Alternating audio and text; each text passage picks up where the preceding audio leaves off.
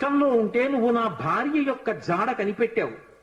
ఇప్పుడు నీకు ప్రత్యుపకారం చేయాలంటే నీకు అటువంటి కష్టం కలగాలి. కోరచ్చా నేను? అందుకని నేను కోరను. నీకటువంటి ఆపద రాదు. కాబట్టి నీకు నేను ప్రత్యుపకారం చెయ్యలేను. నీవు చేసిన ఉపకారము నా శరీరమునందు జీర్ణమైపోవుగాక అని కౌగలించుకున్నారు. హనుమ ఒక్కరు తప్ప రామాయణం మొత్తం మీద ఈ స్థితిని పొందిన వారు వేరొకరు లేరు. అందుకే రామచంద్రమూర్తి అవతార పరిసమాప్తి సమయంలో ఆయనతో అందరూ వచ్చేస్తానని వెనక వెళ్ళిపోతున్నప్పుడు హనుమని కూడా అడిగారు. హనుమా నువ్వు వస్తావా అని అడిగారు. రామచంద్ర ప్రభో, మీరొకటి, మీ కథ ఒకటి, మీ నామం ఒకటి కాదు. ఎక్కడ ఏమి తెలిసినా తెలియకపోయినా రామనామము రామనామము రమ్యమైనది రామనామము అంటే అక్కడ పెడతాను. రామ కథ చెప్తే పెడతా, రామాయణం చెప్తే పెడతా.